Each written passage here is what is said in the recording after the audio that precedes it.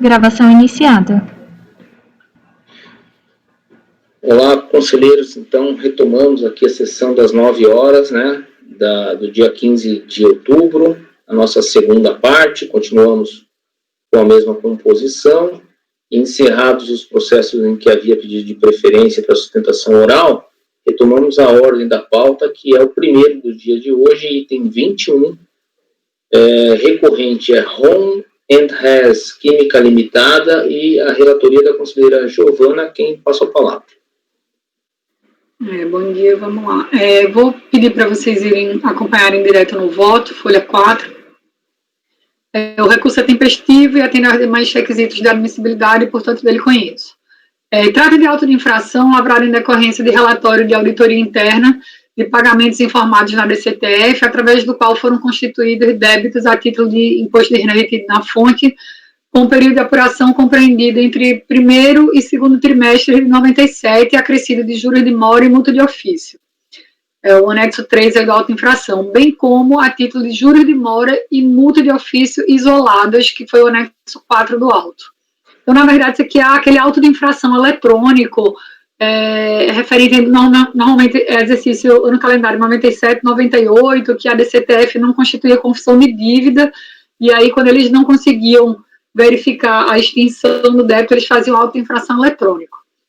Então, o anexo 3 do auto, ele tem como infração falta de recolhimento ou pagamento do principal de fonte, aí tem o valor do principal, multa de ofício e juros de mora. Além disso, foi lançado falta ou juros de mora e multa de ofício isolada em razão de falta ou insuficiência de pagamento de acréscimos legais, que teria sido o recolhimento do fonte sem juro, sem multa moratória e sem juros. O contribuinte apresentou a impugnação alegando denúncia espontânea, erro no preenchimento da DCTF e apresentou o comprovante de pagamentos. Primeiramente, foi realizada uma revisão de ofício na própria unidade de origem, que reconheceu a improcedência do fonte referente à ICPA de junho de 97, constante do anexo 3. Então, aquela fração do anexo 3 já morreu. Em seguida, o processo foi encaminhado à DRJ para análise da impugnação do lançamento remanescente referente a multas e juros isolados. Então, o que foi autuado aqui é só o que remanesceu, essa multa isolada e juro isolado. A turma da DRJ deu provimento parcial ao apelo, pois, apesar de entender que o contribuinte não conseguiu comprovar erro no preenchimento da DCTF, procedeu de ofício à revisão da multa isolada através da retroatividade benigna da Lei 11.488, que alterou a redação da 9430. Por conseguinte, reduziu a multa de ofício isolada de 75% para o percentual máximo da multa moratória de 20% previsto no artigo 61 da 9430. Os valores mantidos após a decisão da DRJ constam da tabela abaixo. Então, ele manteve valores de multa isolada e os valores de juros isolado. E por que não tinha juros isolados para todo mês? Porque em alguns meses o pagamento foi feito em atraso, mas dentro do mês. Ainda resignada, a interessada apresentou recurso voluntário, através do qual argue que efetuou os pagamentos de forma espontânea no mesmo mês de apuração e, portanto, faria jus ao benefício da denúncia espontânea. Subsidiariamente, invoca a retroatividade benigna, uma vez que a legislação deixou de prever a aplicação dessa penalidade para a hipótese de incomento, que seria pagamento em atraso sem acréscimo de multa moratória. E, em terceiro lugar, descumprimento do artigo 47 da 9430, em função do qual o contribuinte tem que ser previamente intimado para realizar o pagamento dos débitos declarados ou diferenças existentes no prazo de 20 dias a contar do início da ação fiscal. No caso em tela, o contribuinte efetuou o recolhimento de fonte sem multa moratória e sem acréscimo dos juros, mas antes do início de qualquer procedimento fiscal, conforme sequência abaixo. Isso aqui é exatamente aquele caso que a gente acabou de julgar. Ele efetuou o pagamento, depois ele entregou a DCTF e só posteriormente teve o auto de infração. Então, tanto o pagamento quanto a entrega da DCTF são anteriores ao início do procedimento fiscal. Então, está aqui a questão da data do auto de infração. Nesse sentido, há de se afastar a incidência da multa de ofício isolada, tendo em vista que o pagamento sem a incidência de multa moratória ocorreu antes do início de qualquer procedimento fiscal, em razão da súmula CARF 31. Então, aí descabe a cobrança da multa de ofício isolado exigida sobre os valores de tributos recolhidos extemporaneamente sem o acréscimo de multa de mora, mas antes do início do procedimento fiscal.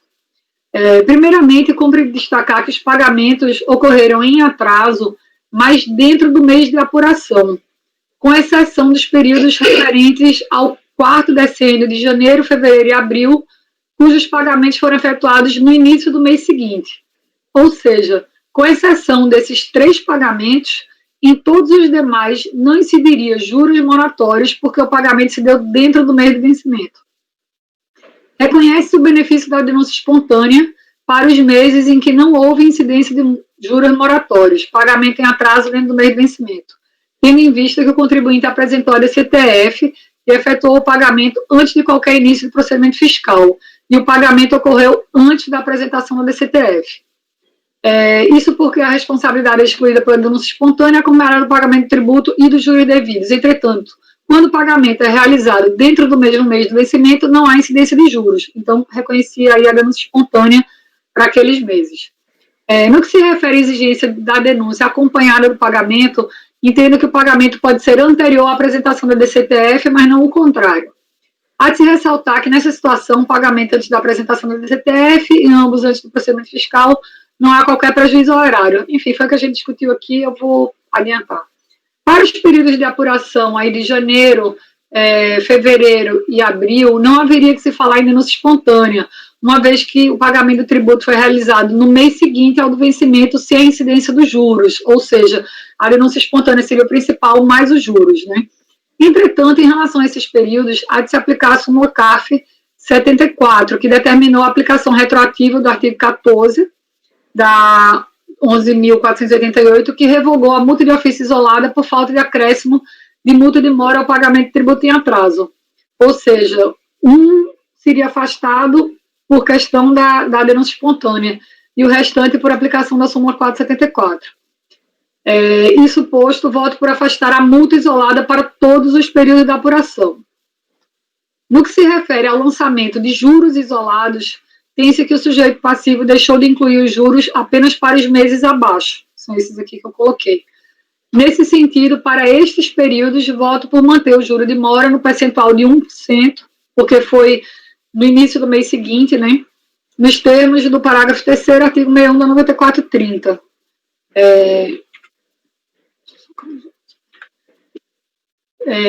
Peço licença para não ler o artigo. Sendo assim, devem ser afastadas as multas de ofício isoladas em razão da aplicação da súmula CARF 74, e para alguns períodos também se reconhece o benefício da denúncia espontânea, mantendo o lançamento tão somente dos juros de mora isolados. Por tudo exposto, voto por conhecer do recurso e, no mérito, dar-lhe parcial provimento.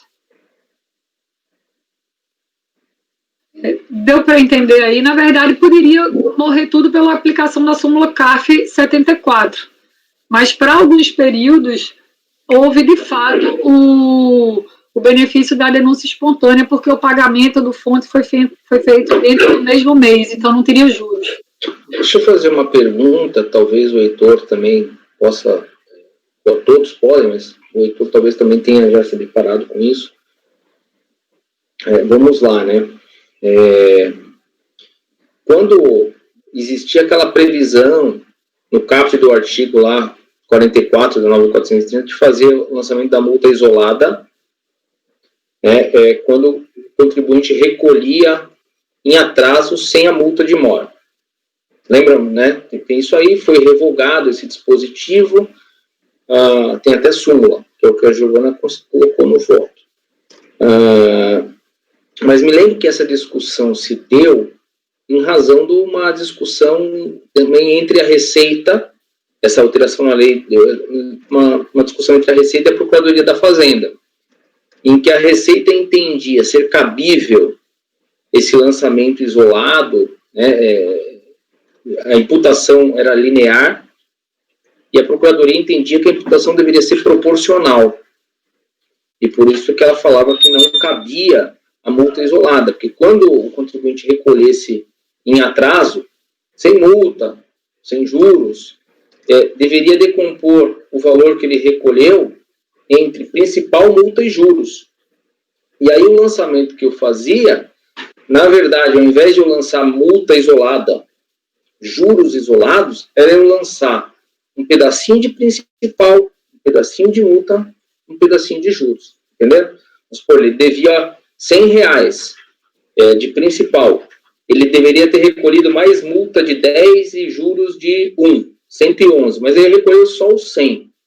Antes a Receita fazia o auto que nem fez aqui. Uma multa de 10 que ele deixou de recolher, eu aplicava lá a multa de 75%, e, né, a multa isolada, e mais os juros isolados. Depois disso, o que a Receita passou a fazer? Não faço mais isso não, eu vou pegar esses R$100 e vou distribuir entre principal, multa e juros. Então, vamos supor, dos R$100, ele ia dizer, eu vou imputar R$89 ao principal, R$10 para multa, ou R$9 e pouco para multa, R$1 para os juros. Então, eu imputava esse pagamento. Quanto sobrou de principal? Quanto faltou de principal? Faltou R$11, por causa dessa imputação proporcional. Aí fazia um auto de infração de 11, cobrando a multa de 75 em cima dos 11 e os juros de mora em cima dos 11. Então, mudou. Nesse cenário que eu estou falando, esse auto todo não devia ir embora? Porque... Fiquei na dúvida da questão do juro, né? De não caber o juro isolado. Porque ou você faria a imputação proporcional, e aí teria... Mas, na realidade, como as súmulas falavam da multa isolada, eu terminei fechando o juro.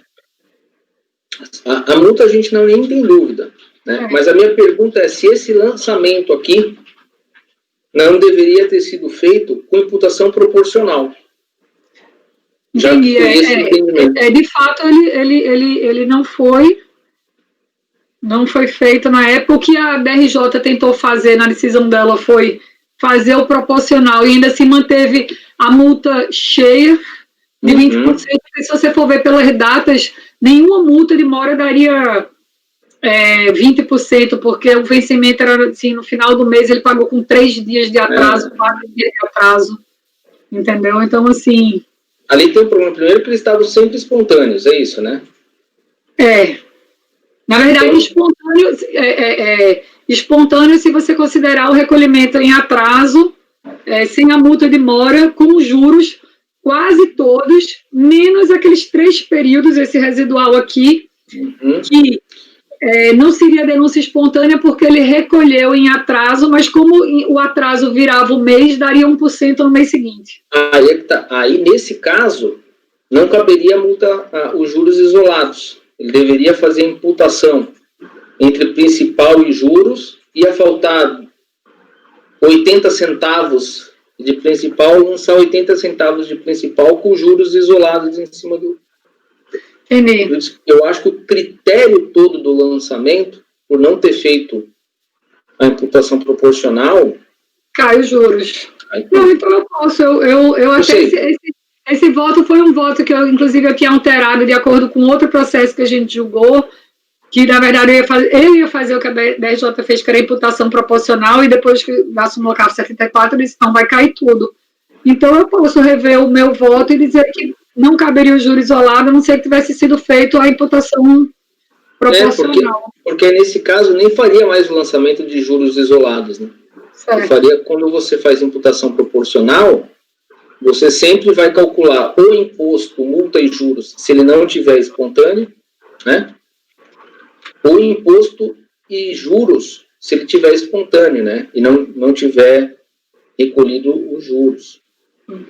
Eu acho que o que tem por trás daquela revogação é justamente o reconhecimento da administração tributária que não se faz imputação linear. Na verdade, o mesmo raciocínio da multa moratória isolada, da multa isolada, deveria ter sido feito para a questão dos juros. Não, tudo bem, então eu estou revendo meu voto aqui, eu estou dando o provimento integral, no caso. Mas eu não sei se os demais conselheiros têm alguma consideração a fazer. Na hora eu achei estranho, assim, mas... Só que é coisa antiga, né? Que antes era feito assim, lá de trás. É aqueles que a gente chamava auto de infração FICEL, de fiscalização eletrônica, que só existiu por ano de 97 e 98. E naquela época que a DCTF não era confissão de dívida. O problema dessa estratégia aí é que você está trazendo à mesa aqui uma coisa que não foi aventada em nenhum momento do processo, né, presidente? Isso é uma interpretação que está dando a favor do contribuinte e tal. Você está se achando uma imperfeição no lançamento por força interpretativa sem o contribuinte ter falado nada disso. Né? Sim, mas ele está questionando a exigência da multa. Eu digo, quando ele está, para mim, né, se ele está questionando a exigência da multa, se ele está questionando a exigência dos juros, são matérias litigiosas, né? Sim, daí, em relação à matéria litigiosa... Sim, eu não estou dizendo que não se pode não pode haver manifestação contra isso dessa forma. O que eu estou dizendo é que tem uma outra seara aí que caberia a mim fazer essa manifestação diante da não argumentação do contribuinte ou não. É um outro problema. Não estou dizendo que não é aquilo que a vedação legal é que se faz. Eu estou dizendo que fica assim... O contribuinte podia ter trazido toda essa argumentação que foi trazida aqui de interpretativa desse problema do lançamento e tal, em sede de recurso. Eu acho eu construí essa argumentação para o contribuinte. Quer ver só? Eu não sei quando foi interposto o recurso voluntário, mas é possível que era, inclusive, anterior à revogação, não sei. O processo é tão antigo, o processo é de 2001. Bem velhinho. Talvez quando ele interpôs o recurso voluntário, ele nem tinha como argumentar isso. Embora, para mim, isso não alteraria. Irrelevante para mim. Para mim seria irrelevante, porque como a matéria é litigiosa, eu aplico o direito que eu acho que... Sim. Eu sou surpreso aos argumentos do contribuinte. Sim. Nem da Fazenda. Mas talvez, nesse caso, eu estou falando... Sim, esse é um posicionamento possível. Agora, também é possível dizer que caberia a ele recursar, se fosse possível. Eu não estou discutindo que a recursão de vocês é impossível. Aí é o entendimento mesmo. Sim, pessoal. Exatamente, pessoal. Eu não estou dizendo que... Uhum. Só estou esquecendo. Mas nesse caso concreto, eu tenho dúvida. Talvez também pode ter demorado muito para a DRJ julgar e o recurso seja mais novo, né? É uma possibilidade que ele até poderia ter aventado, mas eu não atentei aqui para as datas.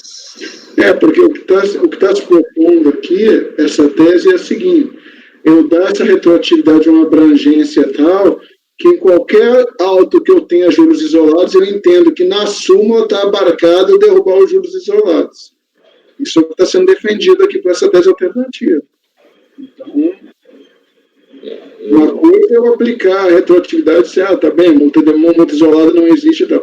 Outra coisa é dizer, não, essa súmula, efetivamente, ela tem o condão de, uma vez não tendo sido feito o lançamento segundo as normas, que é a interpretação da súmula da margem A, eu teria que exonerar o lançamento, que está sendo defendido aqui. Que não, decisão há de se considerar o seguinte, a súmula não regra isso expressamente. Não. A súmula se aplica só à multa. Sim. Se aplica à multa. Sim, essa construção ainda que seja interpretativa e oriunda da súmula, é interpretativa. A súmula só se aplica... O recurso é de 2008. O recurso é de outubro de 2008. Ele poderia, porque é aquela alteração da 11488 de 2007. Para a gente deixar claro, ele poderia ter dito, olha... Agora alterou, nem existe mais isso, e daqui se extrai, né, que se isso se aplica à multa, se aplica aos juros, né, ele poderia ter feito essa argumentação. Eu não gosto de falar que não posso imaginar nenhuma hipótese que possa ter juros isolados. Daqui a pouco vai aparecer alguma coisa que eu possa falar, né, não quero dizer isso, pode ter uma outra situação, eu não sei, né. Não tem a pretensão de ser taxativo, de dizer jamais poderá haver um lançamento de juros isolados, né? Talvez tenha dificultado muito, mas nossa legislação ela é tão complexa que pode escapar alguma coisa de a gente olhar, opa, aqui pode ser que tenha. Nesses lançamentos de ficel, me parece que fica complicado, porque o mesmo raciocínio que se aplicaria à multa, que levou à alteração da redação e tal, tem um parecer da PGFN, inclusive, né, que fala da obrigatoriedade, quer dizer, no entendimento da PGFN, de novo eu falo, não nos vincula, né, é bom a gente sempre esclarecer isso, que se aplica a imputação proporcional, que ele não veria como possível a imputação linear, né? O contribuinte chegar e falar, não, eu quero que tudo que eu paguei seja imputado a principal, eu não quero que seja multa, não quero que seja juros. Não, você pega o valor, imputa a principal multa e juros, se houver multa, e lança o residualzinho com multa de ofício e juros de mora, né? Nesse caso em particular, eu acho que, né, não de forma vinculante, porque a súmula só o fez em relação à multa, é possível aplicar. Agora, lógico, né? Tem sempre o entendimento pessoal de cada um, tanto quanto à interpretação, quanto ao fato do contribuinte não ter trazido esse argumento específico no recurso voluntário. Porque ele já poderia ser feito que o recurso é de 2008. A ciência foi em 2008, o recurso é de 2008, e a lei foi alterada em 2007. Né? Mas daí vai o entendimento, você fala, não, a matéria está litigiosa, eu entendo que sim, outros vão falar, não, acho que se não tem um argumento específico, eu passo o batido.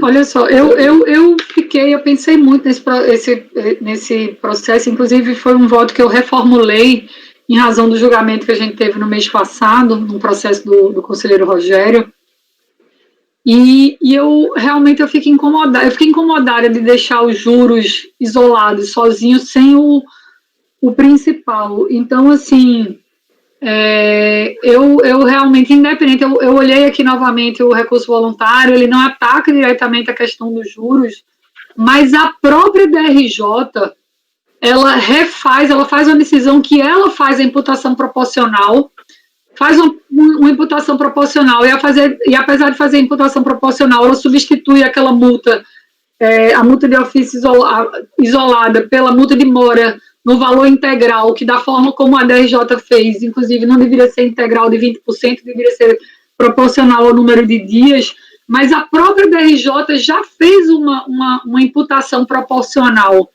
Então, eu considerando que foi feito pela DRJ, dizendo que não era cabível a multa isolada, automaticamente pela imputação proporcional que a DRJ fez, os juros cairiam. De fato, eu estou reformulando o meu voto, né? Eu já vi que tem posições distintas, mas eu estou reformulando o meu voto para excluir também os juros, inclusive em razão da própria imputação proporcional que foi feita pela DRJ. Tem que ter cuidado dessa questão de interpretação dos argumentos, ser vinculado ao argumento. Eu sou muito assim, eu estou com a interpretação que o Fernando colocou, de você, ao analisar o direito, ou analisar a matéria, você aplica o direito que você entender bem fundamentado e não ficar preso aos argumentos, porque senão você vai ser obrigado também a rebater todo o argumento que o contribuinte der. Argumento não é o direito. Argumento é argumento para chegar ao direito. Então, eu sou muito afeto a esse entendimento, Fernando, quando se abre a porta, onde tem os requisitos de admissibilidade, vem para você aplica o direito de acordo com o seu convencimento. Se você ficou preso a argumento, você vai ter que fazer um acordo para, né, dependendo da matéria, ter 3, 4, 5 acordos diferentes, dependendo do argumento que foi trazido a você. Essa questão é importante colocar.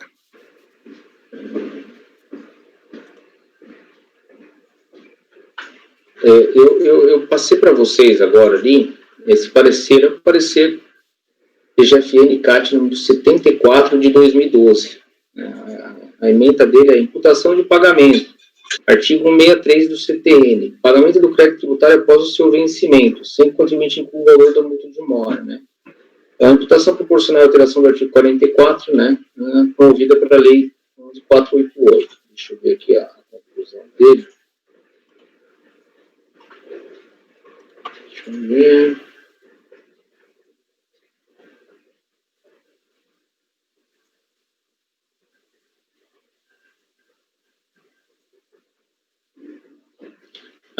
Lá embaixo ele coloca assim, né? Eis porque tem razão a Receita Federal ao afirmar que, em sua consulta, que a alteração promovida ao artigo 44 veio viabilizar a imputação proporcional de pagamento na hipótese nela versada, deixando de lado a chamada imputação linear. Então, aí tem toda uma construção do porquê que ele entende que o CTN, já lá, o 63, já imporia aí a imputação proporcional.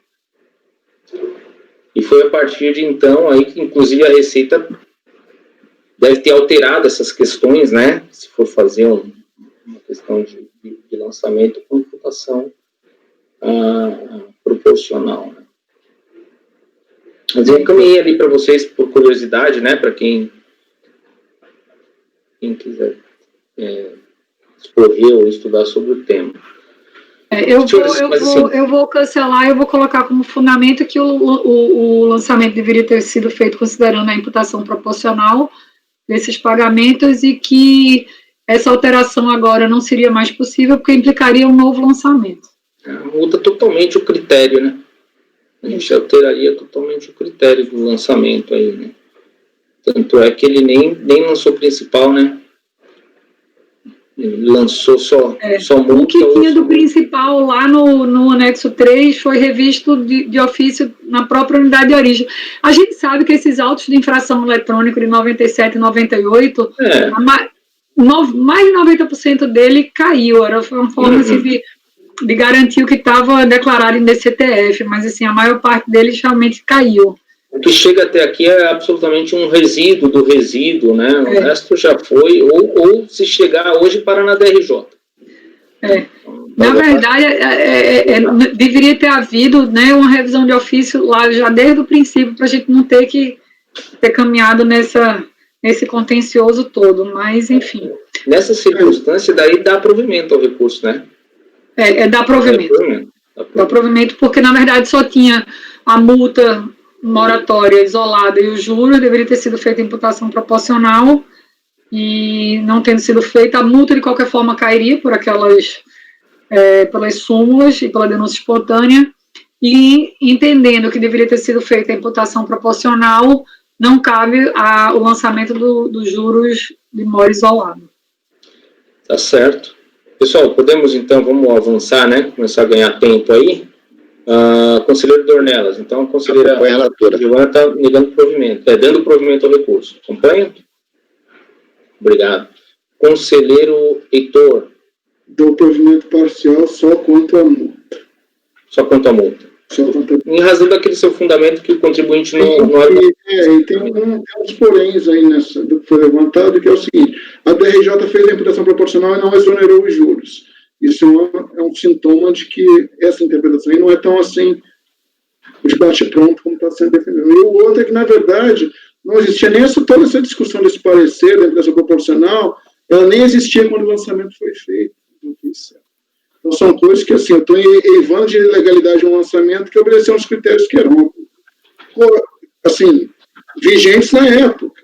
Se a Procuradoria depois disse que tinha que se fazer diferente, efetivamente, e o contribuinte também não trouxe, e da mesma forma que eu respeito a posição de quem acha que uma negativa genérica dá margem a qualquer argumento, eu também acho que o que não cabe aqui a mim suprir argumento que poderia ser trazido pelo contribuinte em sede de recurso. É um outro posicionamento. Os dois são possíveis, não tem, nenhum deles é ilegal, mas não me cabe aqui a mim ficar trazendo tese para o contribuinte, efetivamente, que poderia ter sido deduzido em sede recursal.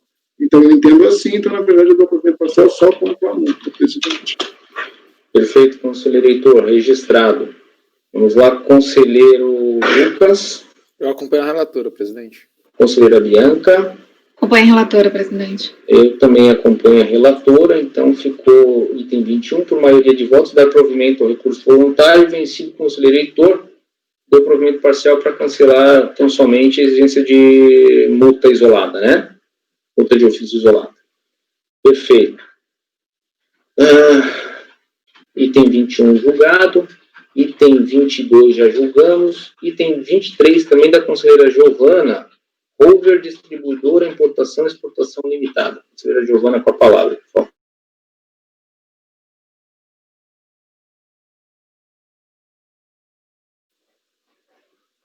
Bem, trata o presente de recurso voluntário em face do acórdão da DRJ que julgou improcedente a impugnação do contribuinte. O contribuinte sofreu autuação relativa à multa isolada em razão de compensação indevida de valores em declaração de compensação no valor de 122 mil, com fundamento no artigo 18 da Lei 10.833. Para melhor compreensão dos fatos, que na verdade é multa isolada. Para melhor compreensão dos fatos, transcrevo alguns trechos do termo de verificação. Vou ler os trechinhos em amarelo. O contribuinte pretendia compensar créditos provenientes de precatório alimentar obtidos em decorrência de reclamatória trabalhista promovida pelo Sindicato dos Trabalhadores em Educação lá de Roraima. E aí o artigo 74, parágrafo 12, a linha tal da 9430, dispõe que será considerada não declarada a compensação na hipótese em que o crédito seja de terceiros ou não se refira a tributos e contribuições administrados pela Receita Federal. Em razão disso, as compensações deveriam ser consideradas não declaradas e foram conforme despachos decisórios proferidos nos processos. Então, em razão da previsão do artigo 18 da 10.833, diz que a multa prevista no CAPRE também se aplica quando a compensação for considerada não declarada nas hipóteses do inciso 12, lá, inciso 2º, parágrafo 12, artigo 74 da 9430. Enfim, ciente do auto de infração da multa isolada por compensação considerada não declarada, o contribuinte apresentou impugnação que não foi conhecida, pois a turma da DRJ entendeu que não tinha competência para apreciar as razões pelas quais a unidade de origem considerou não declarado o pedido de compensação do contribuinte.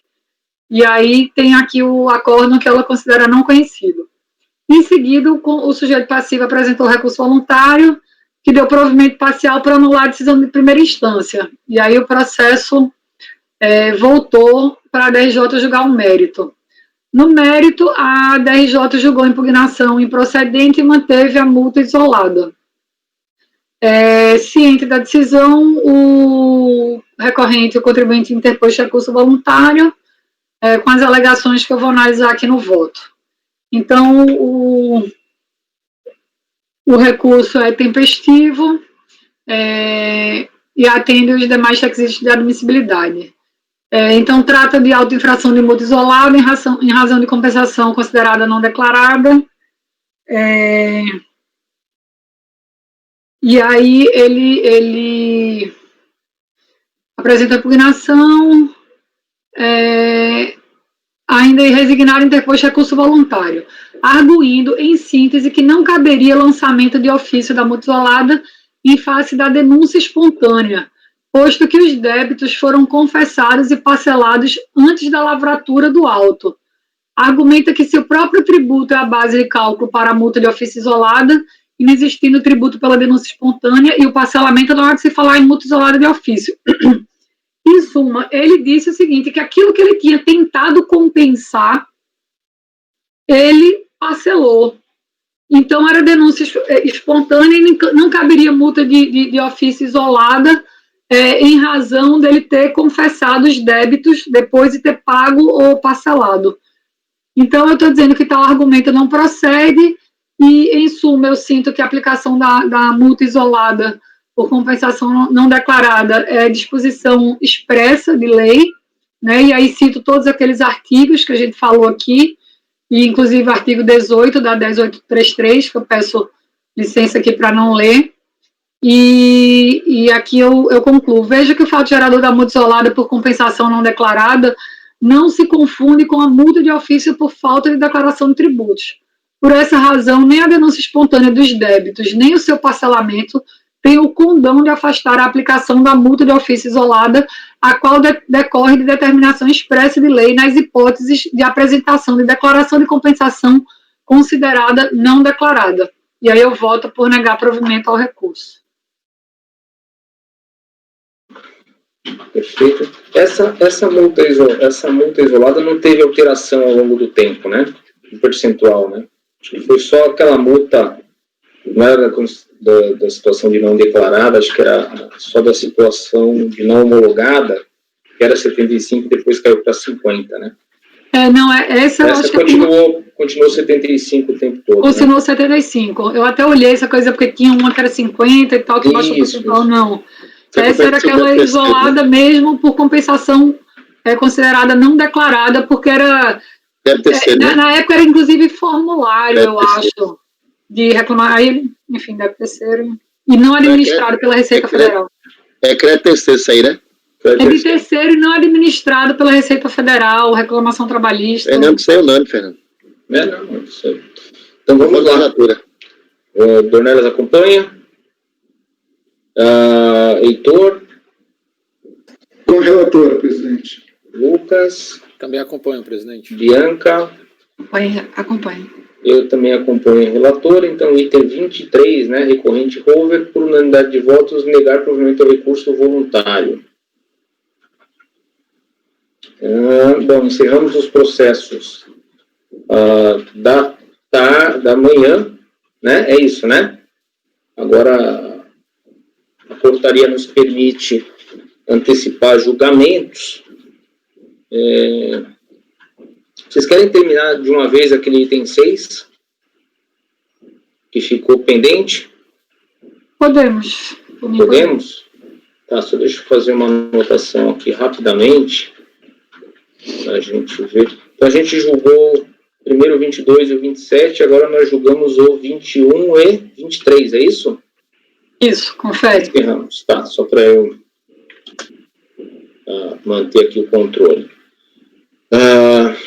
Então, nós vamos agora, senhores, julgar, né? A gente começou uma discussão, na verdade não começou o julgamento do processo, era uma discussão, até a gente estava aguardando a conselheira a Bianca voltar, né, ela, no colegiado, que ela, 2 processos em que o Rogério já tinha votado, ela não votou, mas nesse processo, então, o item 6 da pauta, né, então a gente está julgando o item 6 agora, o item 6 da pauta, que era de relatoria do conselheiro Rogério, né, em razão da dispensa do conselheiro Rogério, eu até peço para o conselheiro Lucas foi designado redator ad hoc, né, então somente aqui para reproduzir o teor do entendimento já tanto do relatório quanto do voto proferido pelo conselheiro Rogério, mas o que nós tivemos é que o conselheiro Rogério tinha trazido o voto dele por conversão do julgamento em diligência, a conselheira Giovana ficou com vista dos autos, e aí a nossa discussão ontem foi aí que nós percebemos que o conselheiro Rogério não trouxe a votação de mérito. Então, o que nós vamos fazer? Tem uma questão da diligência que foi proposta por ele. Nesse julgamento, a conselheira Bianca não vai poder proferir o voto para manter o voto do conselheiro Rogério, certo? E a gente mantém a paridade aqui do colegiado para evitar maiores discussões. E depois, em relação ao mérito, nós vamos ter que... Eu posso proferir aqui, tá? Profiro a votação de mérito desse processo, e aí a gente vai ver se haverá necessidade de ter alguém aí que seja designado, se houver divergência, né, a gente vai fazer constar o voto tanto do vencido quanto do vencedor. Mas vamos esperar para ver, talvez, vocês possam até me acompanhar aí nos fundamentos que utilizarei. Então, eu vou pedir para o conselheiro Lucas só fazer um breve relato sucinto ali, qual foi a proposta do conselheiro, para a gente fazer a primeira votação aqui a respeito Da proposta de diligência, sim, então, a presença da conselheira Bianca, e na sequência eu profiro um voto de mérito, e a gente vai se basear nesse meu voto de mérito para seguir adiante, certo? Se for o caso, né, Fernando? Se for o caso. Se a gente votar pela diligência... Se a diligência for vencida, tem, claro. Então vamos lá, conselheiro Lucas com a palavra, por favor. Obrigado, presidente. Eu vou tentar resumir ao máximo aqui a situação, até porque todos os colegas que vão votar participaram da discussão original com o conselheiro Rogério, né? Então, tendo em vista que o conselheiro relator não mais compõe a presente turma nos termos do anexo 3 da resolução tal, colaciona a seguir o relatório por ele preparado e apresentado na sessão de julgamento do dia 16 de setembro, por ocasião do início do julgamento e do pedido de vista, conforme ata publicado no sítio do CARF, tendo sido este conselheiro designado redator ad hoc nos termos do artigo 58.13 do anexo 2 do RICARF. Assim, transcrevo na íntegra o relatório disponibilizado por meu magnético pelo referido conselheiro relator. Eu não vou ler ele integralmente, mas a situação é que a empresa acredita que teria direito, o contribuinte acredita que teria direito a utilizar rendimentos auferidos em fase pré-operacional. Em 14 de fevereiro de 2003, a interessada assim identificada protocolizou o presente processo a fim de declarar a compensação de débitos de COFINS com supostos recolhimentos a maior ou indevidos de imposto de renda retido na fonte, rendimentos auferidos em operações de swap durante o ano calendário de 2002. Em março de 2003, o contribuinte foi intimado a apresentar a ata de eleição dos signatários da declaração de compensação, documentos pessoais dos mesmos e demonstrativos de crédito, alegando apenas as cópias das atas e tudo mais. Nada foi informado relativamente ao crédito. Foram protocolizados diversos processos com declaração de compensação referente ao mesmo suposto crédito citado no item 1 e tudo mais. Estou passando bem. As decompos foram protocolizadas, conforme descrito acima, foram instruídas com demonstrativos de cálculo de débito e com cópia do mesmo informe de rendimento citado no item 1 deste parecer. A partir de 26 de junho de 2003, o contribuinte passou a transmitir pré-decompos, as quais foram relacionadas abaixo para declarar a compensação de débito indicado com crédito de DARFs, no pagamento devido de IR-fonte, em operações de swap. A discussão que ficou na época foi o seguinte: teve duas decisões da DRJ. Uma primeira decisão da DRJ que não conheceu da manifestação de conformidade, e isso chegou ao CARF, e o CARF anulou a primeira decisão da DRJ em razão de que acreditava que ela deveria enfrentar sim um mérito, analisar a documentação acostada pelo contribuinte, se ele teria direito à utilização do crédito lá do período pré-operacional, dos rendimentos oferidos no período pré-operacional, as despesas. E na segunda votação da DRJ, é o que eu complemento, inclusive, aqui no relatório, eu vou só nessa parte, então, que eu acho que pode ser interessante. Houve duas análises da DRJ. Na primeira, em 2 de fevereiro de 2007, em que não conheceu a manifestação de conformidade apresentada sobre a justificativa de que o contribuinte teria se limitado a solicitar a retificação dos pré-decompos, alterando a designação da natureza inicial de crédito tributário, passando de crédito de contribuição por pagamento maior para saldo negativo, ou seja, ele queria trocar de pagamento maior para saldo negativo e, como não tinha sido conhecido, né, isso não teria sido autorizado. A segunda decisão, ela já autorizou. Subiu o CARF anulou. A segunda decisão proferiu nova, em 2 de agosto de 2011, a DRJ proferiu uma nova decisão, um acordo número tal. Nessa oportunidade, a primeira instância analisou o saldo negativo de RPJ pleiteado pelo contribuinte e concluiu que esse saldo não existiria. Fez aqui toda a análise de mérito que eu colaciono aqui nessa minha parte que eu complemento do relatório original, tá? Por fim, com base nos argumentos mencionados, a DRJ julgou improcedente a manifestação de conformidade.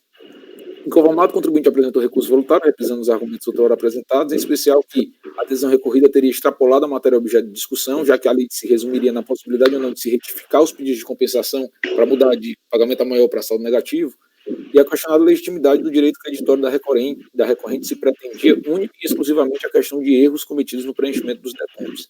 Ao admitir a correção dos erros de preenchimento, ou seja, a alteração de pagamento maior para saldo negativo, a decisão recorrida teria dirigido seu foco ao exame da existência do saldo negativo, o que não poderia ocorrer, já que nos limites da lei de proposta pelo recorrente, a retificação de pré-decompo deveria lhe garantir o direito creditório. requerendo a nulidade do julgamento de primeira instância para que aprecie apenas a matéria de objeto do despacho decisório da manifestação de conformidade, qual seja a negação do direito creditório, não pela sua inexistência, porém pela arguída impossibilidade de correção de erros cometidos. Requer por fim a declaração de nulidade. E aí vem o voto do conselheiro Rogério, que ele, pelas discussões daquela época, ele não tinha levado em consideração essa segunda decisão, e ele sugeria uma diligência para que fosse analisado o direito creditório, porque até então se acreditava que a DRJ não tinha enfrentado a matéria. Então, as razões dele de converter em diligência, está aqui à disposição dos colegas, isso já foi também debatido no outro processo, é porque não teria sido analisado. Não sei se ficou claro, presidente, se eu aprofundo um pouco mais, mas eu acho que, em resumo, é isso. Eu acho que os colegas têm condição. A conselheira Bianca quer se manifestar?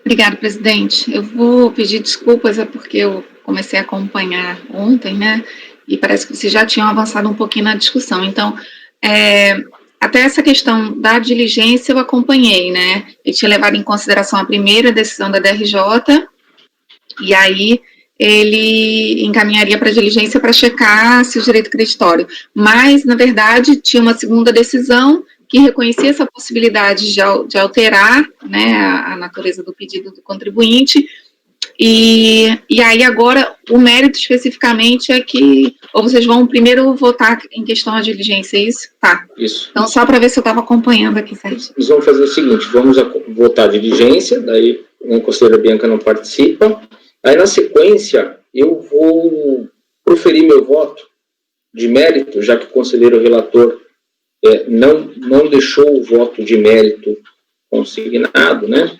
E a turma é competente para julgar o tema, o processo já está em julgamento, a gente tem que encerrar. Vou proferir o voto, eu faço uma breve explicação ali, até para a gente poder encaminhar, certo? Então, em resumo, né, senhores, o que nós estamos vendo é que o pedido de diligência proposto pelo relator, ele acabou não percebendo que já fora proferido um segundo acórdão pela DRJ, já analisando essa questão suscitada pelo conselheiro Rogério. Então, por essas razões, eu vou, assim, normalmente eu votaria por último, né? Mas em razão de não ter um voto de mérito, eu já vou dizer aqui, divergindo desse voto, né, em razão até de já ter ficado esclarecido o ponto suscitado pelo conselheiro Rogério, mas já tendo sido proferida uma segunda decisão pela DRJ. Vamos lá, então, conselheiro Dornelas, desculpa, conselheira Giovana. A gente está discutindo só a diligência, não é isso? A diligência, rejeitando a diligência. Por enquanto, eu acompanho o original, o Rogério, no sentido... Não, Rogério votou por diligência, eu rejeito a diligência. Eu abro divergência para rejeitar a diligência. Perfeito. Conselheiro Dornelas. Não, no caso, eu acompanho a divergência aberta por Fernando. Conselheiro Heitor. Seguida por Giovana. Obrigado. Eu também rejeito a diligência com base no acórdão novo de folha 743 da DRJ. Tá, muito obrigado. Vou até anotar a folha 743 aqui, porque eu já tinha aberto o arquivo e fechei. Conselheiro, agora, conselheiro Lucas tem que votar também, né? Isso, vou até deixar claro, eu fiz a leitura do voto do conselheiro relator, era o voto que me coube redigir, e eu com ressalva de entendimento, inclusive, em relação aos fundamentos e a conclusão. E eu divijo também do rejeito à diligência. Certo, perfeito, também já tinha me manifestado, eu rejeito a diligência, reafirmando que o conselheiro Lucas foi designado redator ad hoc, então somente para fazer o relato do processo e externar o voto que foi proferido pelo conselheiro Rogério e que prevalece, que era pela realização da diligência. Então, a gente ficou na votação preliminar, né, nessa questão inicial, por maioria de votos, rejeitar a proposta de diligência do conselheiro Rogério, que era o relator, né. Nesse primeiro julgamento, na questão da diligência, a conselheira Bianca não participou, em razão do conselheiro Rogério já ter proferido o voto, e para a gente manter a paridade do colegiado nessa decisão preliminar.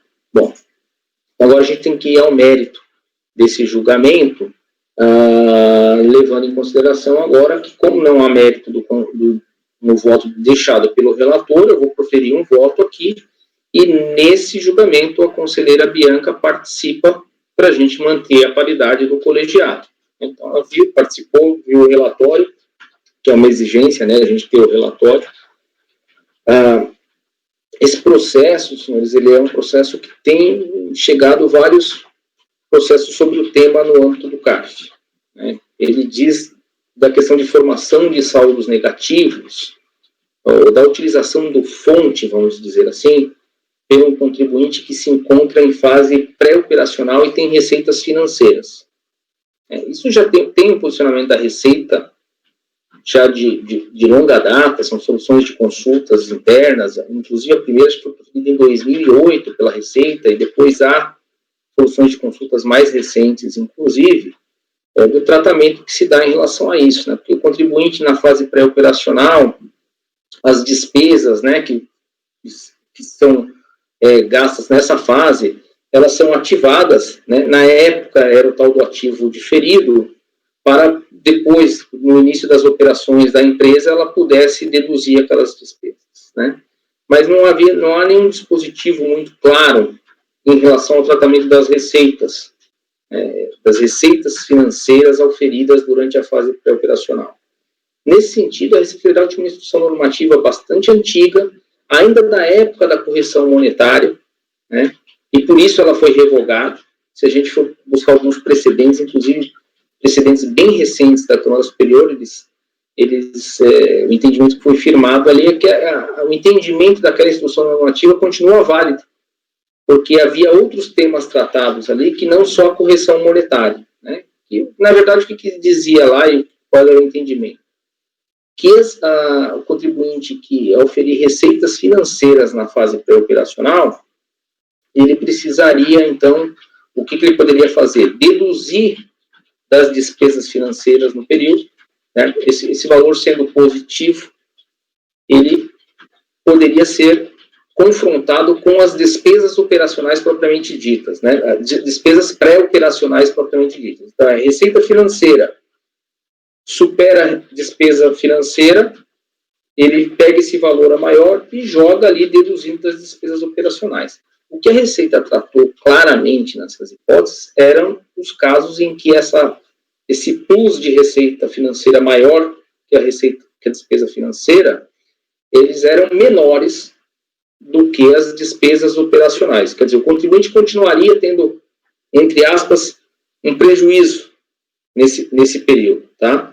E nesse caso a Receita falou, olha, não tem problema nenhum nessa hipótese, o contribuinte pode utilizar a retenção da fonte daquelas receitas financeiras para compor o saldo negativo lá no próprio período em que foi feita a retenção, porque efetivamente as receitas vão ser confrontadas com as despesas oportunamente quando o contribuinte for começar a operar efetivamente. Tudo bem. Há uma discussão, embora, não sei, acho que foi no mês passado, na Câmara Superior, houve um julgamento do caso envolvendo uma hipótese em que esse plus de receitas financeiras sobre a despesa financeira, ele era de tal monta que superava o restante das despesas operacionais, né? Nesse caso, ficou assentado que caberia ao contribuinte, e isso a Receita também já se manifestou a esse respeito, e a Câmara Superior, por unanimidade de votos, aqueceu esse entendimento, no sentido que esse excesso tem que ser levado ao lucro do exercício. Quando a receita financeira, então, for maior que as despesas financeiras e maior, né, que ainda o saldo for maior que as despesas pré-operacionais, tem que ser levado aquele excesso para a tributação no período.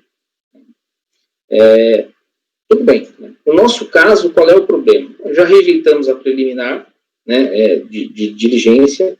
O contribuinte tem uma preliminar de nulidade que eu estou propondo a rejeição, ele pede a nulidade da decisão da DRJ, porque ele diz, olha, a unidade de origem tinha feito um despacho decisório dizendo que se eu fiz um pedido de pagamento indevido, não poderia ser trocado por um pagamento de saldo negativo. O contribuinte apresentou manifestação de inconformidade a esse respeito e a DRJ falou, olha, tá certo, tudo bem, se você cometeu um erro aqui, eu vou aceitar que você só tenha preenchido errado. Na época era um X, né, era um formulário, você só preencheu o X no lugar errado, eu vou aceitar que isso seja entendido como um saldo negativo do período. Mas aí a DRJ fez uma série de considerações, né?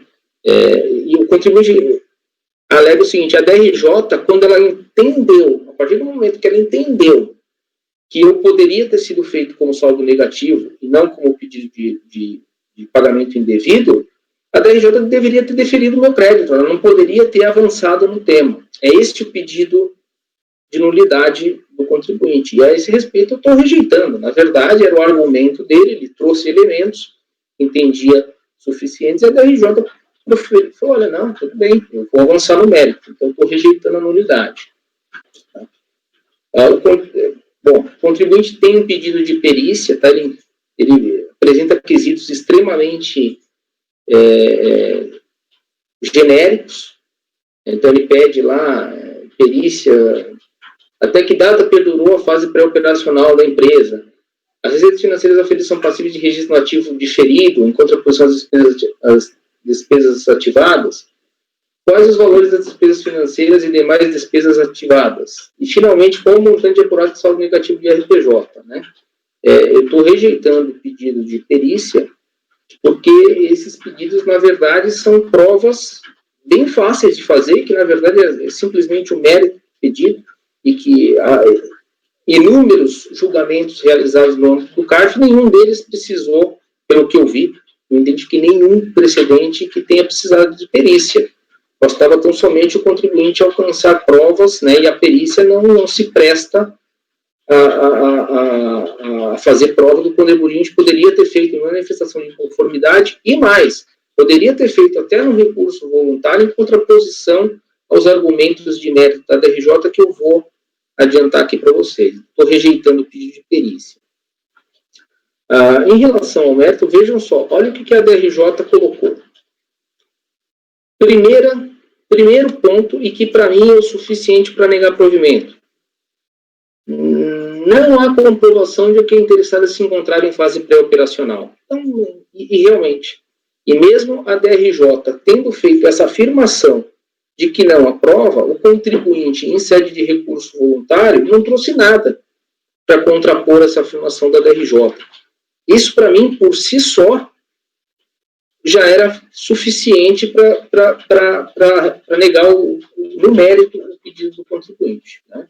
Porque toda a discussão subjacente a esse tema pressupõe a comprovação de que o contribuinte estava em fase pré-operacional e ele não trouxe essa prova sequer em manifestação de inconformidade. Aliás, teve, inclusive, intimações antes do próprio despacho decisório, tá? Então, não trouxe em fase de manifestação de inconformidade, tampouco em recurso voluntário. A DRJ ainda diz: não há comprovação de que as receitas financeiras decorrem de ativos utilizados ou mantidos para emprego no suposto empreendimento em andamento, justificando seu possível registro no ativo diferido, deduzindo as despesas ativadas, né? Eu já dei uma olhada ali, acho que a conselheira Giovana também parece que já olhou o processo. A impressão que eu tive é que, inclusive, o contribuinte começou a operar naquele próprio ano. Então, depois até uma certa confusão, porque a gente não consegue identificar exatamente se as receitas financeiras estavam atreladas somente ao período pré-operacional. Até porque o próprio contribuinte não trouxe prova de que se encontrava nessa fase, né? E o item 3, não há comprovação dos valores de despesas financeiras e demais despesas ativadas, e mais o 4, não foi apresentada documentação comprovadora da contabilização das receitas no ativo diferido. E aqui ainda tem um ponto, tá, pessoal, que para mim também é essencial. Essas receitas financeiras dele eram de 9 milhões. Tinha receitas financeiras de 9 milhões, as despesas financeiras de 1.920.000. Esse excesso aí, que a gente está falando de praticamente 8 milhões de reais, era muito superior às demais despesas oferidas pelo contribuinte, o que exigiria que o contribuinte fizesse a apuração do lucro real, né, e computasse esses valores na apuração do lucro. Ele teria um lucro nesse período, ainda que estivesse em fase pré-operacional, que, repito, ele não provou desde o início. Um dos precedentes da Câmara Superior, naquele caso que eu falei que a receita financeira era de tal monta que superava despesas financeiras e o restante das despesas, é exatamente esse mesmo caso. E lá o contribuinte logrou êxito no recurso por um motivo, né? Porque ele tinha feito, embora as normas contábeis não exigissem o reconhecimento daquela receita, as normas tributárias exigiriam o oferecimento da tributação desse excesso. E naquele caso, o que o contribuinte fez corretamente? Fez uma adição no valor. Ele falou, tudo bem, eu não reconheci a receita na contabilidade porque não me exige, as normas contábeis não me exigem, mas eu fiz a adição ao lucro real. O que ele pedia naquele momento era só que se reconhecessem o saldo de fonte que ele tinha em relação às receitas. Nesse caso, o contribuinte não traz prova, inclusive que ele fez essa adição, porque ele tinha uma receita financeira tão relevante que superava todas as despesas que ele tinha no período. Por essas razões, senhores, né, pedindo desculpas, né, pelo resumo, mas dada a situação que a gente se deu de não ter o voto de mérito do conselheiro relator, desses motivos eu estou rejeitando, então, a arguição de nulidade, rejeitando o pedido de perícia e, no mérito, encaminhando o voto para negar provimento ao recurso voluntário. O caso ele é um pouco complexo, quis abordar todos os pontos, até porque é bom que fica gravado, né, para mostrar que houve, inclusive, debates sobre os temas. Mas se alguém não se sentir à vontade para julgar o mérito, né, obviamente, eu vou abrir os debates e vou abrir a votação, alguém pede vista, eu converto essa vista em vista coletiva e o processo retorna no mês que vem. Dúvidas, senhores? Não? Então, vamos lá, conselheira Giovana. Eu ia dizer, eu acompanho o relator e quando a gente parou para analisar isso aqui, eu olhei o recurso voluntário dele, olhei a impugnação. Quando a DRJ proferiu o acórdão dela, o segundo acórdão, na impugnação tinha uma série de documentos, todos analisados, e alguns deles, inclusive, existiam desde antes da emissão do parecer pela unidade de origem. Na verdade, o parecer da unidade de origem, que serviu de base para que não fosse aceita a retificação, o parecer, que é um parecer número 106, está lá na folha 75 do PDF do volume 3, ele diz o seguinte, olha, o contribuinte alega que ele informou que foi só um erro no formulário lá, que era saldo negativo, mas as retificações não devem ser aceitas porque eu verifiquei e não existe saldo negativo. Ou seja, na verdade, não era só uma questão de aceitar ou não aceitar a retificação. Ele disse, olha, isso aqui não é uma simples, um erro formal, não sei o que lá, não existe, de fato, saldo negativo. E por essa razão é que não deve ser aceito a retificadora. Então, a própria unidade de origem, ela já tinha adentrado no mérito de verificar se existiria um saldo negativo por parte da empresa que justificasse esse simples erro do preenchimento do pedido de compensação. Então, assim, de fato, a recorrente poderia ter provado os documentos, ela traz, inclusive, LALU, demonstração do resultado do exercício, em nenhum local a gente consegue constatar o oferecimento, a tributação da receita financeira dos 9 milhões. ele traz lá o comprovante de rendimento e não traz o casamento de que ele fala de maneira genérica que estava em fase pré-operacional, que ele usou para abater essas despesas pré-operacionais, mas não mostra em nenhum momento a contabilização disso, nem na contabilidade, nem no LALU. Existe o LALU anexo lá à impugnação, é lá o documento 7. Eu olhei, não existe essa adição, então, assim, realmente não restou comprovado. Então, eu acompanho o relator para negar provimento. Rejeitar as preliminares e negar provimento.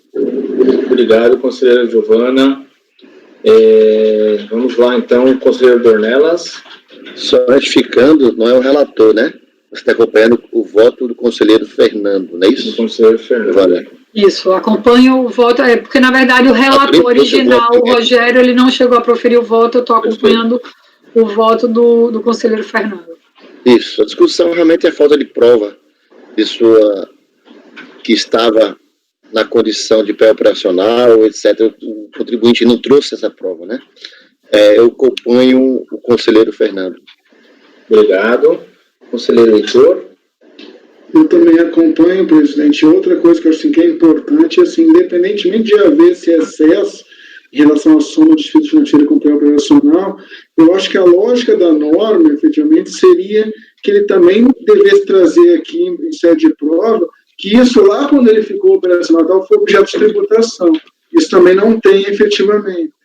Então, na verdade, ou seja, ainda que não houvesse esse excesso que teria que ser apropriado como adição nesse período, ele teria que provar, olha, você está vendo, eu podia diferir minha receita, efetivamente, nesse contrato operacional, mas eu, no momento em que eu não me tornei operacional, eu ofereci sua tributação. Esse é um ponto bem importante, eu acho também, que eu acho que se concede a fonte assim, mas óbvio, sob a lógica de que no futuro haverá uma repercussão tributária desses valores diferidos que vai compensar essa fonte inicial. Isso também não há, obviamente, não há nem a aprovação de fase pré-operacional, nem muito menos esse oferecimento posterior à tributação.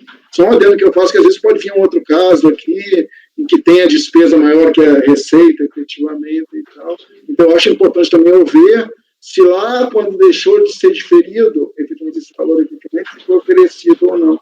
Efetivamente, mas eu acompanho integralmente o voto do conselheiro Fernando, também do presidente. Obrigado, conselheiro Heitor. Conselheiro Lucas. Eu também acompanho o presidente. E também, um outro ponto é que ele sequer computou essas receitas financeiras no período e tudo mais. Então, que a DRJ também deixou isso bem claro. Então, eu também acompanho o voto proferido de mérito pelo presidente. Obrigado. E conselheira Bianca. Acompanho o voto do Fernando. Tá certo. Então, senhores, o que nós vamos ficar no mérito, por unanimidade de votos, rejeitar, então, a preliminar de nulidade, rejeitar o pedido de perícia, né, desculpa, não no mérito, né, então superado o pedido de diligência, a gente vai rejeitar a arguição de nulidade e o pedido de perícia e no mérito negar provimento com recurso, unânime, né. Eu só vou ver qual é a nomenclatura correta, eu acho que talvez aqui seja a mesma nomenclatura que existia antes, que é o tal do relator ad hoc. O relator ad hoc, que se utilizava de forma muito restrita antes, quando os embargos eram admitidos pelo presidente e o regimento não previa um novo sorteio quando o relator original não mais compunha a turma. Naquela hipótese, o presidente da turma designava um relator ad hoc. Depois o regimento interno veio, alterou esse ponto para, nessa hipótese de embargos admitidos, né, em que o relator não mais compunha o colegiado, era feito um sorteio, Então, me parece que, nesse caso, a gente ficou na mesma situação de eu ter que definir um relator de mérito ad hoc. Então, a gente teve o redator ad hoc, que foi o conselheiro Lucas, que serviu tão somente para fazer o relatório deixado pelo conselheiro Rogério e proferir o voto sobre a diligência, né, só reproduzir o voto sobre a diligência, que é o que o conselheiro Rogério deixou, mas na ausência de mérito do relator original, eu me autodesignei, então, aqui um relator ad hoc, e como não houve votos vencidos, vai ser a fundamentação que eu vou colocar para a formalização do acordo. Tá? Então, unânime o julgamento. Finalizamos o item 6. Senhores, então é bom porque agora o único processo que a gente tinha ficado para trás era o 6, a gente pode avançar na pauta da tarde, né? Ainda temos aí pelo menos uma meia hora para julgar e creio que os processos sejam de menor complexidade, né? Como eu disse para vocês, a gente vai até meio de 15, tá, pessoal? Seguindo aqui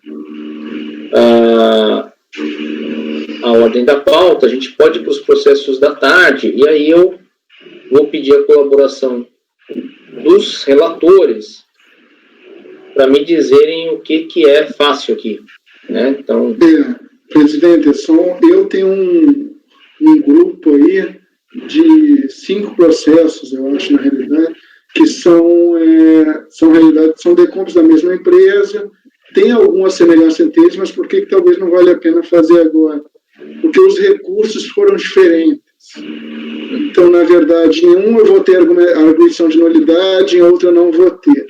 O CERN vai ter muita argumentação que tem interseção, efetivamente, mas eu vou ter que ler processo a processo, porque em alguns a gente vai ter que falar de nulidade, em outros não. O CERN, basicamente, até para adiantar aqui, é questão que é débito de estimativa que compõe o saldo negativo e foi objeto de homologação tácita.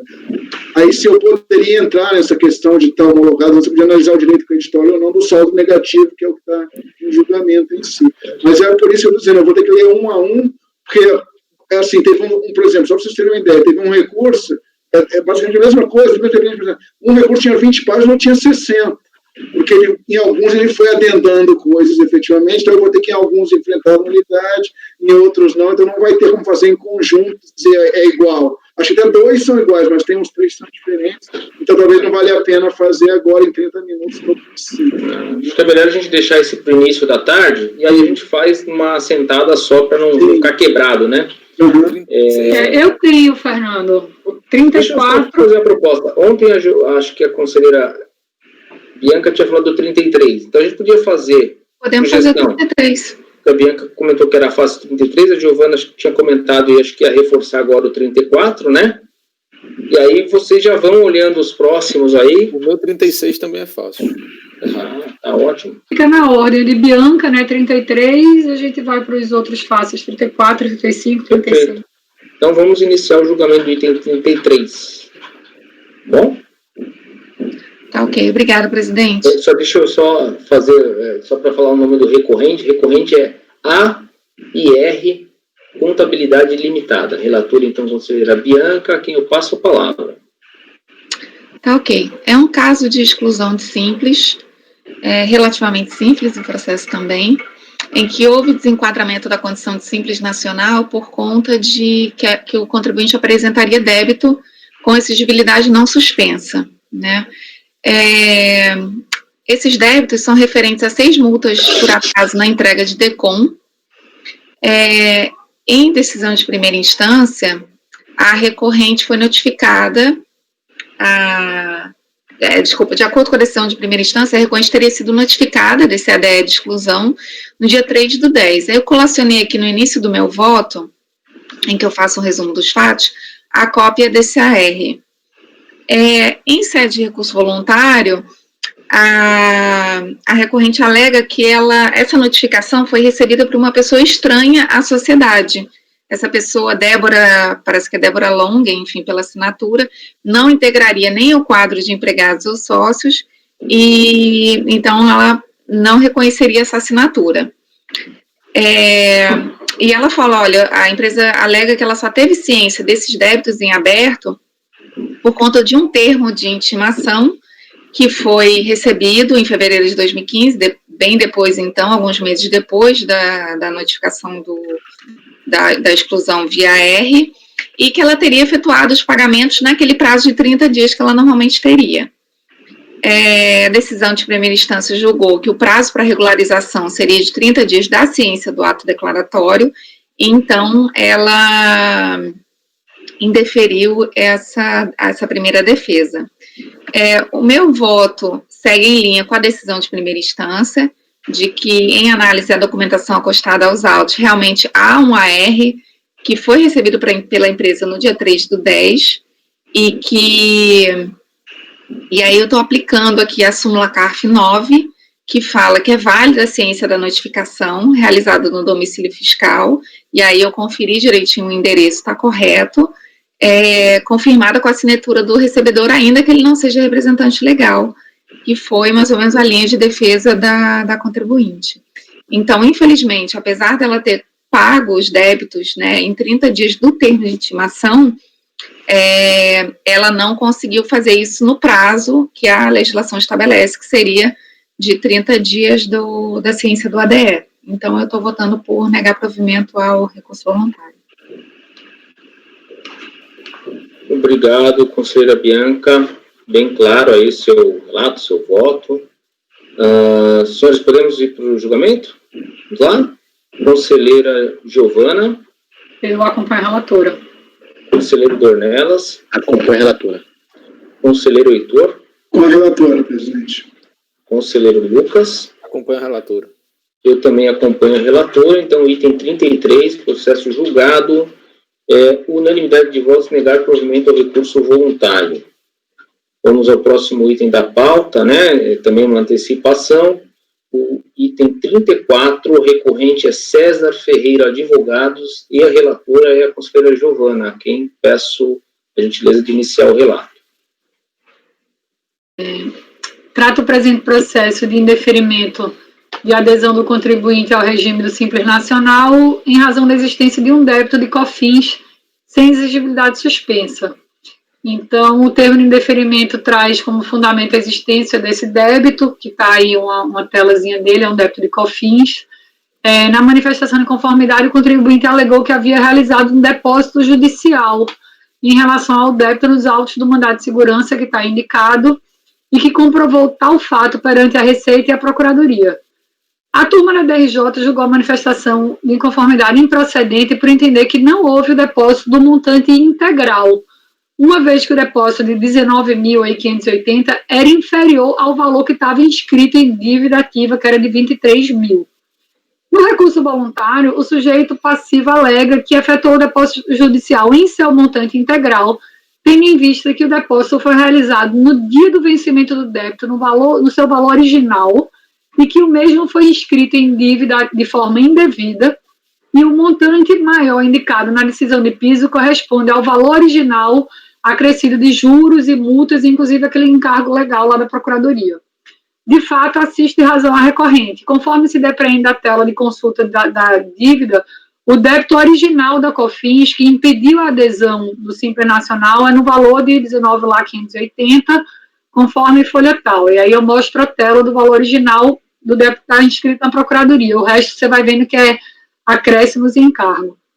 A turma da DRJ já havia confirmado a existência do mandado de segurança no qual o depósito judicial foi realizado e confirmou o próprio depósito judicial no valor de 19.580 no dia 16/6. Essa tela aqui, eu acho que eu, inclusive, tirei do próprio acórdão da DRJ, que corresponde ao vencimento do débito, ou seja, ele fez exatamente o valor, a data da arrecadação do DARF, que é o depósito judicial, é no dia do vencimento.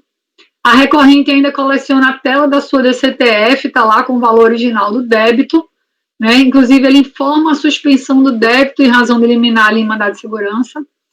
Sendo assim, restou comprovado que a recorrente havia realizado o depósito do montante integral do débito da COFINS e, por conseguinte, na data em que requereu sua adesão ao Simples Nacional, sua exigibilidade deveria estar suspensa nos sistemas da Receita Federal.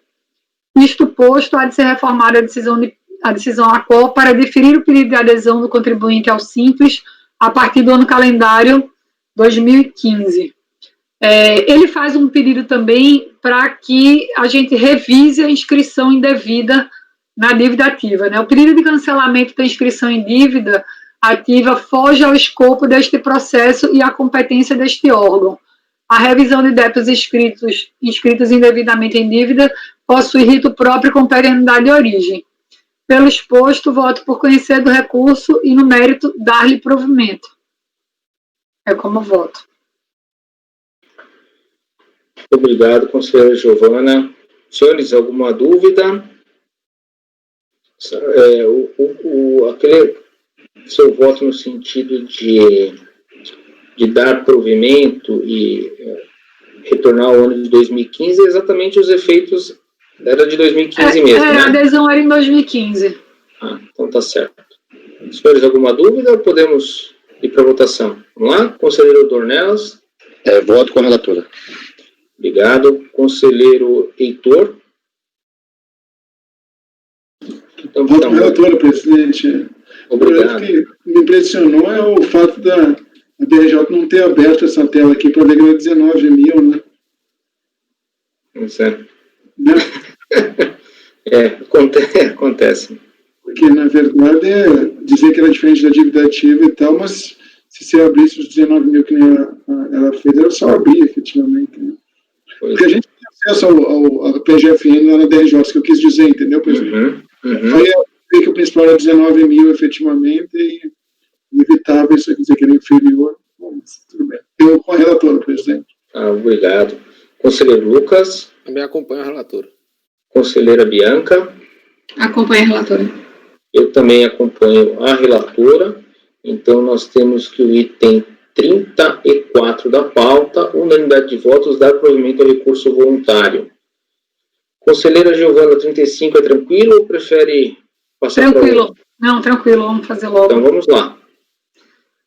O 35 trata o presente processo de indeferimento de adesão do contribuinte ao regime do Simples Nacional em razão da existência de 2 débitos em aberto perante a Receita.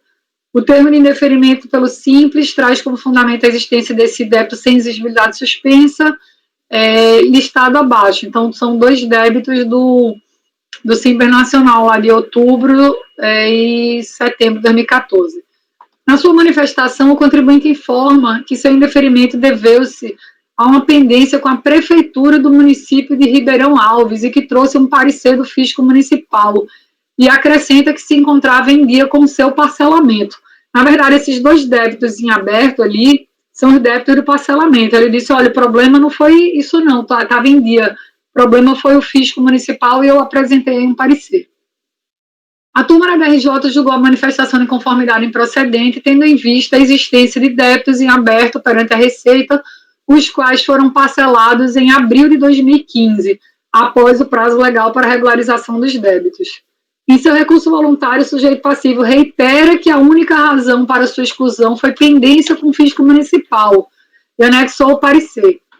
Em relação ao parcelamento, informa que possuía um parcelamento que foi cancelado em março de 2015 e feito novo parcelamento em abril de 2015. Primeiramente, cumpre esclarecer que os motivos que ensejaram o indeferimento de opção pelo Simples são aqueles constantes do termo de indeferimento lá na folha 74. O citado termo acusa a existência de 2 débitos perante a Receita cuja exigibilidade não se encontrava suspensa. Logo, não tem pertinência os argumentos referentes ao fisco municipal. No que diz respeito aos débitos em aberto, consta na folha lá 1113 recibo de adesão ao parcelamento do Simples Nacional com a inclusão dos débitos que impediram a opção do contribuinte com o período de apuração lá setembro e outubro. Todavia, a data do recibo de adesão ao parcelamento é abril de 2015, ou seja, muito posterior ao prazo legal para a regularização das pendências para fins de ingresso ao Simples. E aí eu mostro a tela, a data de adesão. Com efeito, a data de adesão, aí eu cito a legislação para dizer que era o último dia útil de janeiro, que ele tinha o prazo para regularizar. E aí, nesse sentido, eu mantenho a decisão de piso, tendo em vista que a regularização do débito ocorreu após o prazo limite para a verificação das condições necessárias para adesão à Simples Nacional, prazo este que se encerra no último dia útil do mês de janeiro. Pelo exposto, voto por negar provimento ao recurso.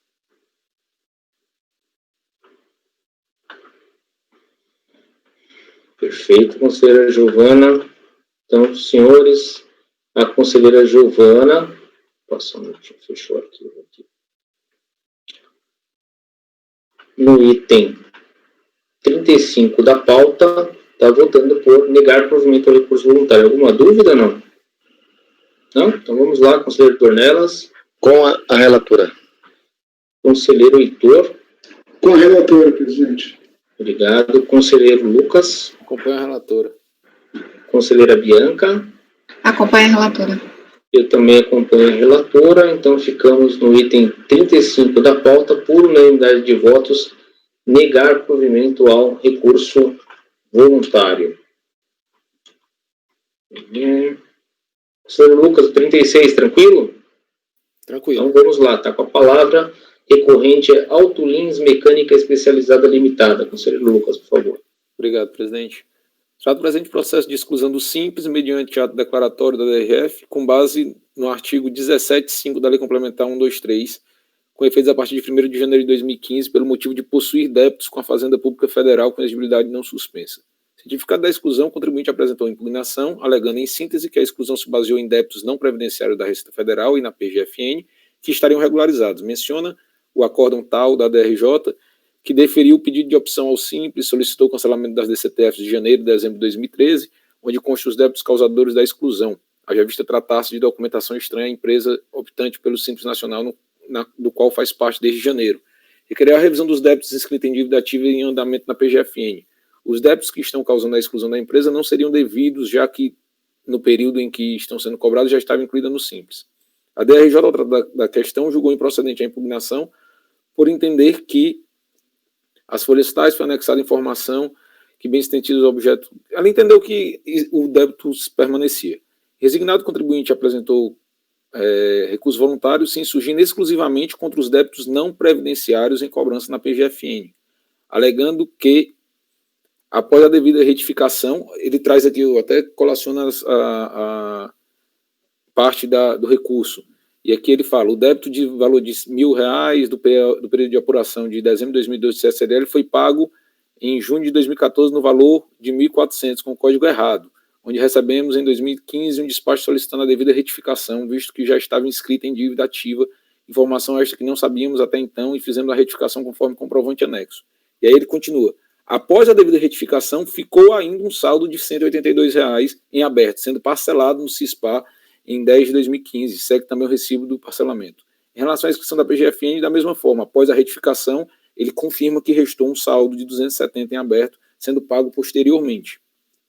Por tais razões, requereu o acolhimento das suas razões no sentido de demonstrar a insubsistência e a improcedência da ADE, a fim de que possa continuar no regime de tributação do Simples. Passando já ao voto, o recurso é tempestivo e atende aos demais requisitos, e analisando que dos autos consta, verifico que o recorrente se insurge em sede de recurso tão somente contra parte dos débitos que deram causa à sua exclusão do Simples Nacional. Haja vista que, conforme tabela abaixo, consta do ADE tanto os débitos não previdenciários na Secretaria da Receita Federal, quanto débitos não previdenciários na PGFN. E eu trago aqui quais são os débitos que causaram a exclusão dele. Acontece que, em que pese os débitos acima terem justificado a exclusão do contribuinte no Simples Nacional, este se limitou em recurso voluntário a discutir a respeito tão somente de 2 débitos não previdenciários na PGFN. Em relação aos débitos que discute em sede recursal, entretanto, o próprio recorrente afirma que procedeu com a retificação do pagamento que havia realizado sob código errado. Assevera ainda que, após a retificação, ainda restou saldo devedor que foram parcelados posteriormente, após 30 dias, após qualquer questão. Nesse contexto, portanto, é incontroverso que existia saldo devedor em aberto relacionado às dívidas que deram causa à exclusão do Simples Nacional quando da emissão do ADE, em setembro de 2014, não tendo sido quitada ou suspensa dentro do prazo de 30 dias a contar da ciência da exclusão por parte do contribuinte. Assim, não obstante, os demais débitos que fundamentaram a exclusão do recorrente do Simples Nacional, que sequer foram objetos de recurso, os débitos discutidos não possuem o condão de descaracterizar o ADE, haja vista confirmar a existência de débitos com a exigibilidade não suspensa quando da emissão do respectivo ato executivo. Pelo exposto, voto por conhecer do recurso e, no mérito, negar-lhe provimento. Muito obrigado, conselheiro Lucas. Então, item 36 da pauta, alguém tem alguma dúvida, senhores? O conselheiro relator está votando por negar provimento. Vamos lá, conselheira Giovana. Eu acompanho o relator. Conselheiro Dornelas. Voto com o relator. Conselheiro Heitor. Acompanho, presidente. Conselheira Bianca. Acompanho, presidente. Obrigado. Então, o item 36 da pauta, também acompanho, tá? Por unanimidade de votos, negar provimento ao recurso voluntário.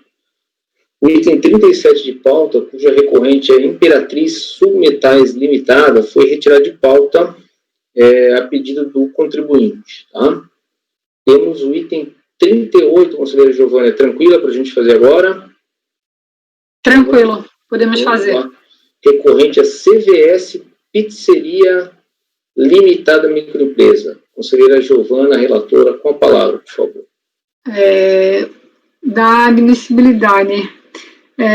O recurso é tempestivo, foi interposto por parte legítima. Trata o presente processo de exclusão do contribuinte do Simples Nacional em razão de comercialização de mercadoria objeto de descaminho, conforme o ato declaratório executivo número 30. A exclusão do Simples decorreu de uma representação fiscal, que está lá na folha 18, após o encerramento do processo administrativo final 2014-55, no qual se aplicou a pena de perdimento da mercadoria apreendida através do ato declaratório executivo da DRF, acho que Joinville, aí, número 72, nesse outro processo. Em relação ao processo de perdimento de mercadoria, temos que o ato de perdimento se tornou definitivo na esfera administrativa, não cabendo mais recurso, conforme cópia do ato anexado lá na folha 14. Então, eu coloquei aí o texto do ato que deu perdimento à mercadoria e que diz que o presente ato é definitivo. Aplicou-se a pena de perdimento à mercadoria apreendida em razão da não comprovação da regular importação de mercadoria estrangeira, o que configura descaminho.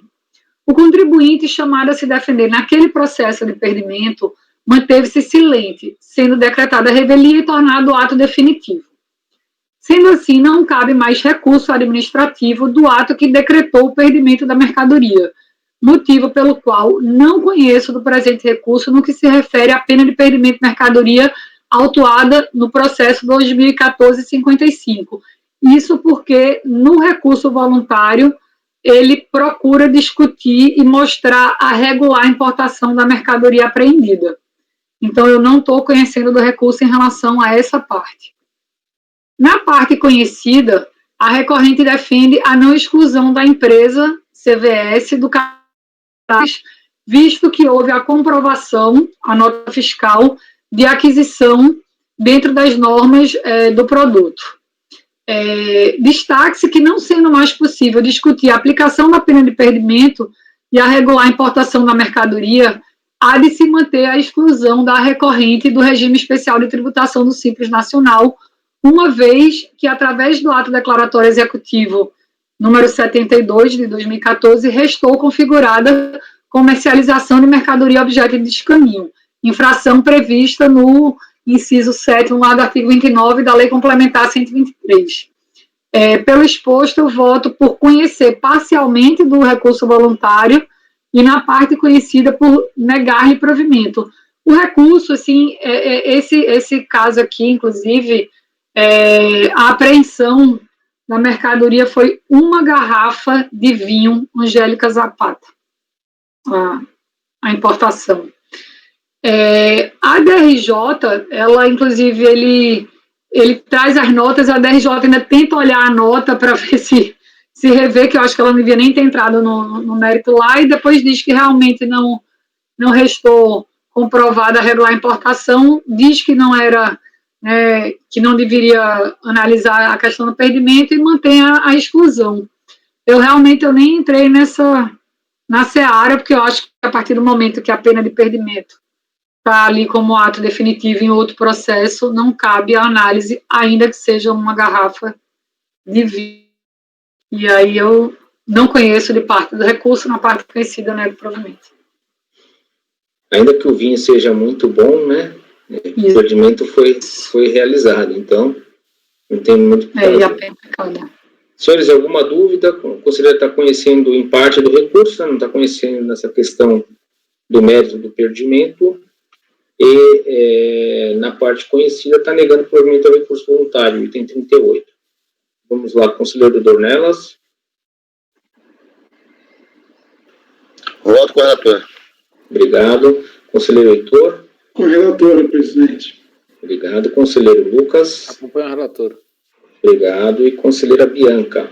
Acompanha a relatora. Muito obrigado. Eu também acompanho a relatora. Então, o item 38 da pauta, né, recorrente CVS Pizzeria Limitada, unanimidade, conhecer parcialmente o recurso, na parte conhecida, negar de provimento, né?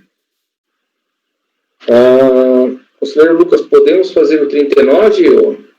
O 39 eu acho que vai ser um pouco mais demorado, apesar de ser rápido. Mas o 46, eu estava já olhando aqui um outro, é mais... Deixa eu ver se eu consigo seguir aqui pelo... Conselheiro Dornelas, o 40 é complicado ou não? 40? Eu prefiro deixar para tarde, Fernando. Complicado é não. Vamos encerrar, então? Já avançamos consideravelmente, né? Então, gostaria de combinar com vocês. Vamos voltar, não tem patrono, tá? Vamos voltar às 13h30? Pode ser? Então, eu vou solicitar, então, a Patrícia a gentileza de interromper a gravação. Ok, presidente. Gravação interrompida.